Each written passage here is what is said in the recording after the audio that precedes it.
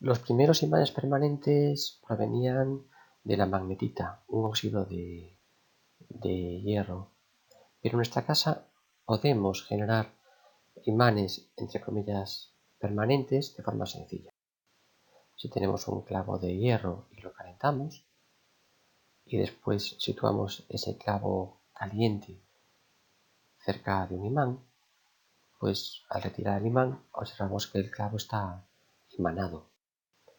Lo mismo si tomamos el clavo, lo alineamos con el campo magnético y lo golpeamos varias veces. Ese clavo de pronto se comporta como un imán. O, por ejemplo, pues tomamos el clavo y hacemos pasar un imán sobre su superficie varias veces, y al retirar el imán, pues observamos que el clavo se comporta como un imán permanente. Actualmente, los imanes que se utilizan en la industria son aleaciones y compuestos de elementos que veis ahí: hierro, cobalto, níquel, neodimio, etc. Uno de los imanes más populares en la industria, veis un conjunto de ellos, es una aleación de aluminio, níquel y cobalto. Veamos entonces qué le ocurre a la materia cuando cerca tenemos un campo magnético, intentando explicar estos imanes permanentes que podemos hacer en casa. En general, el efecto de un campo magnético es muy leve y es prácticamente imperceptible. Solo en ciertos materiales, pues como los que veíamos antes, hierro, níquel, cobalto, el magnetismo es evidente. Por ejemplo, si tenemos un campo externo no uniforme, hay ciertos materiales que son atraídos, como el aluminio, que es un ejemplo de material paramagnético, y otros son repelidos, como la plata, que es un ejemplo de material diamagnético. En esta situación, en donde nuestro campo magnético externo no uniforme, como veis ahí en líneas de campo, va de izquierda a derecha, porque aquí tenemos el polo norte y aquí el polo sur, el aluminio se está comportando como un pequeño imán sur-norte, para que norte-sur pues se atrae, norte-sur se atrae, mientras que la plata se está comportando como un imán norte-sur, para que norte-norte se repele, sur-sur se repele. En nuestro laboratorio tenemos una actividad de demostración de diamagnetismo que utiliza grafito pirolítico, un material liviano y que bajo el efecto de un campo magnético se manifiesta esta repulsión de forma evidente. En este enlace podéis ver diferentes ejemplos de levitación diamagnética en un laboratorio holandés de objetos que tienen alto contenido en agua, material que también es diamagnético. En este vídeo de la página Articon Physics observamos 4 imanes, norte, norte, sur, sur, y una placa de grafito pirolítico que está en equilibrio sobre los mismos. La fuerza de repulsión se equilibra con su peso. Es un ejemplo de levitación diamagnética. Si queréis más información sobre el proyecto, pues id a la propia página. Bueno, pues vamos a intentar explicar estos comportamientos. Si tenemos un campo magnético uniforme, creado por dos imanes enfrentados norte-sur, que sabemos que en la parte intermedia el campo más o menos es constante, y situamos ahí un material, pues puede ocurrir que las líneas de campo sean menos. El campo está disminuyendo. Esto ocurre en los materiales diamagnéticos. O puede ocurrir que aumenten las líneas de campo. Esto ocurre en los materiales paramagnéticos. En un material diamagnético, entonces, las líneas de campo pues son menores. Este efecto aquí está muy exagerado porque hemos dicho que los efectos DI paramagnéticos son prácticamente imperceptibles. Y la explicación es que el material reacciona al campo externo, creando un campo magnético de magnetización opuesto al campo aplicado, de forma que el campo en el interior es menor que el campo externo. En esta situación, el material diamagnético se está comportando como un imán con sus polos norte-sur, para que el campo de magnetización vaya de derecha a izquierda. Estos efectos desaparecen al cesar el campo externo, es decir, el campo de magnetización desaparece cuando lo retiramos del campo magnético uniforme. En el caso paramagnético, lo que vemos es que las líneas de campo en el material aumentan. Igual que antes, este efecto es muy exagerado, es prácticamente imperceptible. La explicación es que el material reacciona al campo externo, creando un campo magnético de magnetización que es muy pequeño, pero en este caso a favor del campo externo, con lo que el campo del material es mayor que el campo aplicado. En esta situación, el material paramagnético se está comportando como un imán con sus polos sur-norte dispuestos así, para que el campo que crean vaya en esta dirección. Igual que antes, estos efectos aparecen al cesar el campo externo. Bueno, el diamagnetismo y el paramagnetismo, que son efectos muy leves, están asociados al comportamiento de sus átomos aislados, mientras que el comportamiento de los materiales tipo ferromagnetismo, ferrimagnetismo y antiferromagnetismo, que tienen más interés desde el punto de vista pues, tecnológico, implican la cooperación en diferentes partes de los materiales de muchos átomos. Por ejemplo, en el caso de un material ferromagnético, que lo veremos al final de este tema, lo que ocurre es que cuando lo metemos en un campo uniforme, obtenemos un campo muy intenso. Se crea un campo de magnetización a favor del campo aplicado, pero que es muy grande. Puede ser pues 5.000, 6.000 veces más grande que el campo aplicado. Y además, una vez que retiramos ese material del campo externo, pues seguimos teniendo el material magnetizado, como veíamos al principio con nuestro clavo de hierro. ¿Cómo explicamos esto? Pues en el modelo clásico, porque la explicación rigurosa necesitaría fundamentos de mecánica cuántica que exceden lo que podemos explicar en un primer curso como este. Bueno, pues en el modelo clásico, el origen del comportamiento de los materiales pues está en los electrones. Los electrones que están girando en torno al núcleo y que giran, como hacen los planetas, en torno al Sol, pero que también giran en torno a sí mismo. De hecho, es ese giro el que justifica en la mayor parte de los casos este comportamiento magnético. Tenemos así, bueno, pues por una parte, un momento angular orbital correspondiente pues a ese movimiento de las cargas alrededor del núcleo, y tenemos un momento angular intrínseco, se llama momento angular de spin, de las partículas en movimiento.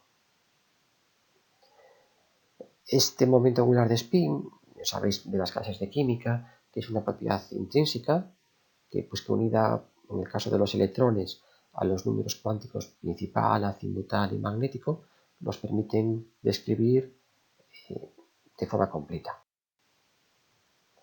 Bueno, el efecto final de estas dos contribuciones es que a una cierta distancia se comporta como una espira de corriente, como las que hemos visto en el tema anterior.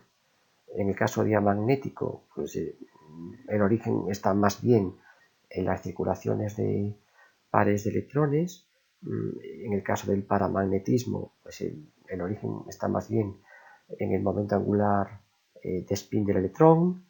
Y en el caso del ferromagnetismo, por ejemplo, es algo mucho más complejo y está relacionado pues, con alineamientos de spin por interacción entre átomos, como veremos un poco más adelante. La respuesta, por tanto, de los materiales pues depende de las configuraciones electrónicas, en moléculas, en átomos, de cómo están los orbitales, ¿no? En cada caso. Y en general, los materiales tipo para o ferromagnéticos, pues tienen electrones desaparejados, es decir, son aquellos que su spin no está compensado con el de otro electrón de spin opuesto. Y los materiales diamagnéticos, pues son aquellos en general con átomos con electrones aparejados. Bueno, puesto que vamos a intentar explicar esto, suponiendo que el efecto a gran distancia es similar al que produce una espira de corriente, vamos a recordar lo que vimos en el tema 8. En el tema 8 vimos que tenemos una espira de corriente y claro, en este caso, pues esta corriente no van a ser amperios y tenemos cerca pues un campo magnético, pues sabemos que existe una fuerza. Para entender esa interacción, habíamos definido un momento dipolar magnético, que era el producto pues, de la corriente por el vector área. Un vector que para esa circulación que veis ahí, en sentido antihorario, pues va hacia arriba. El efecto del campo magnético sobre ese momento dipolar es que crea un momento debido a ese par de fuerzas y hace que pues la espira gire. Típicamente se alinee con el campo. Entonces, ¿cómo explicamos esto en nuestro modelo clásico? Bueno, pues si tenemos un material con un cierto volumen, pues una cierta longitud y una cierta sección S, con una cierta densidad de átomos, pues que se corresponderá con una cierta densidad de estas corrientes, número de átomos o de corrientes por de volumen, pues sabemos que en torno al núcleo existen electrones girando.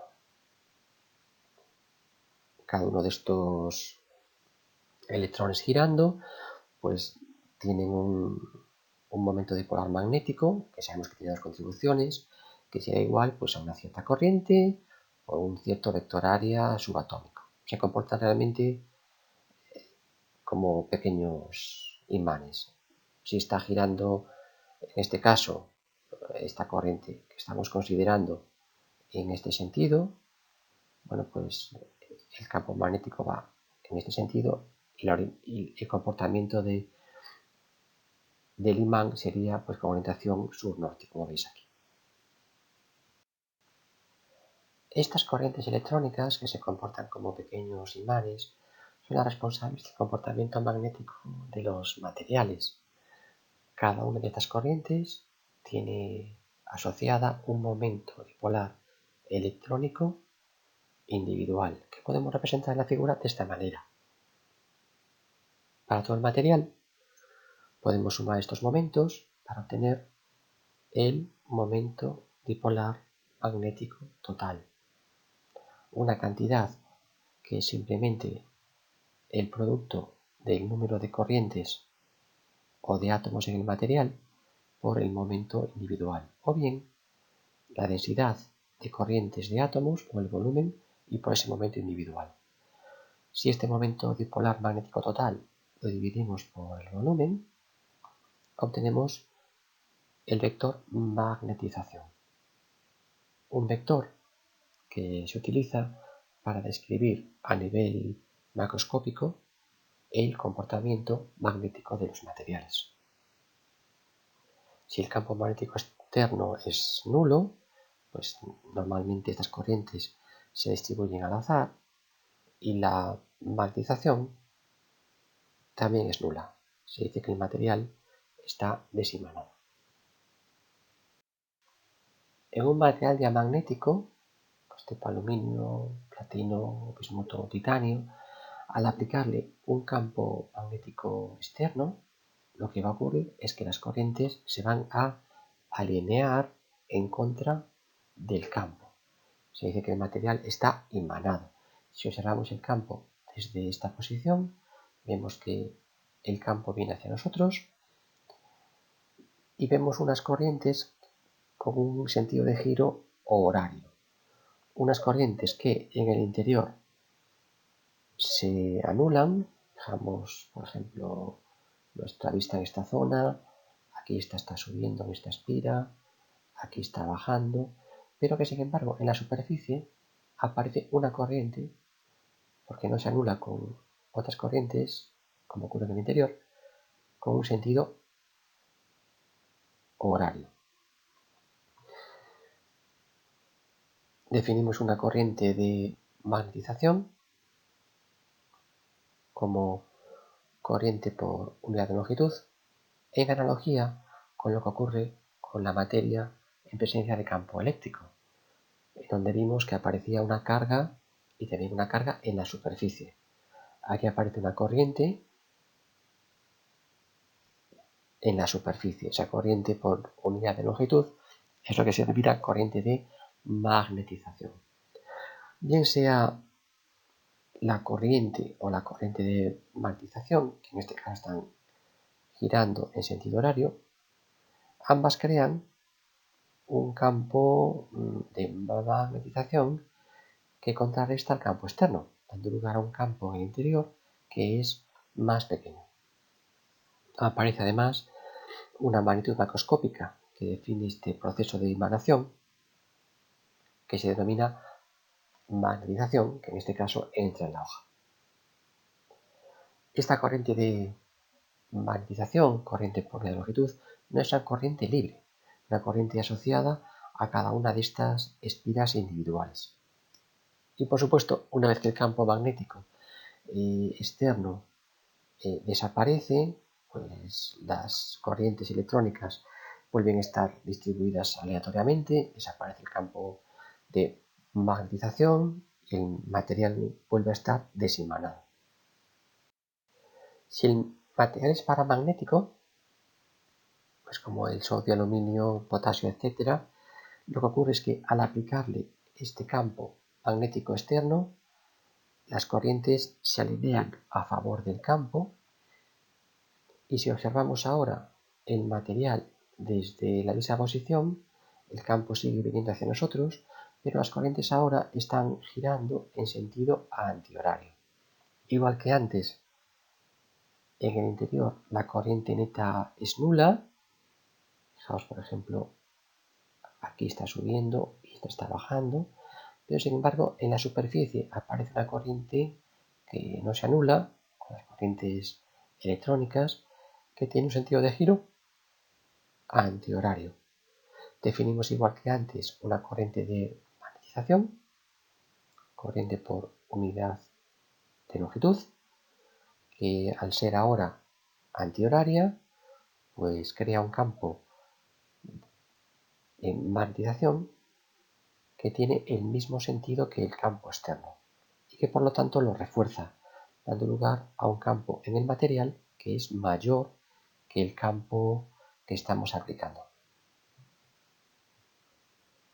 El vector magnetización en este caso tendría la dirección del campo externo y del campo de magnetización. Esta corriente, igual que antes, no es una corriente libre de electrones moviéndose como ocurre en un conductor, sino que son corrientes asociadas a las corrientes electrónicas en el propio material, en la superficie del material. Por supuesto, Si el campo magnético externo desaparece, las corrientes electrónicas pues vuelven a estar distribuidas al azar y el material vuelve a estar desinvanado.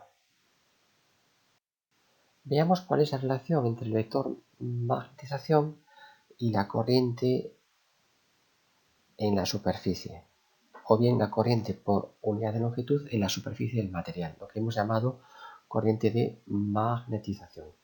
El vector M es igual al momento dipolar total del material por unidad de volumen.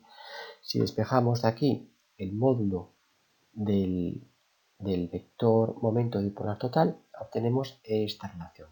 Si nuestro material, por ejemplo, tiene una cierta altura L y una sección S, ese volumen lo podemos expresar con el producto L por S. Si consideramos que la corriente que circula por el material se comporta como una espira, el momento asociado será igual a I por S. Si igualamos esas dos expresiones, observamos que la sección del material se cancela y nos queda que la corriente debida a la magnetización, que se mide en amperios, es igual al módulo del vector magnetización multiplicado por la longitud del material. Si dividimos esa expresión por la longitud del material, obtenemos la corriente de magnetización, que es una corriente por unidad de longitud, amperiómetro, que resulta ser igual al módulo del vector magnetización. Estas corrientes no producen un calentamiento del material, como ocurría con las corrientes libres en un conductor, el denominado efecto Joule, ya que realmente no implican un movimiento de cargas entre zonas de diferente diferencia de potencial. Bueno, el modelo clásico de magnetización es similar al de polarización. Si recordáis, hayamos visto que el vector polarización, pues en un material sometido a un campo eléctrico, era igual a la densidad de moléculas, de átomos, de dipolos, multiplicado por la carga del dipolo desplazada y por el vector desplazamiento de carga. Ahora el campo de magnetización es algo similar, una densidad de corrientes, una corriente electrónica y un vector área, en este caso también electrónico. En el caso de la polarización, lo que aparecía en la superficie era una carga por unidad de área, y obteníamos esa carga por unidad de área, que es una carga de polarización, como el producto del vector polarización por un vector normal a la superficie. Podríamos aquí obtener una relación similar y pasar de esta relación entre corriente de magnetización, corriente por unidad de longitud, y vector M, empleando pues el vector densidad de corriente de magnetización multiplicado por un vector normal a la superficie. Pero eso excede lo que es el objetivo de este primer curso.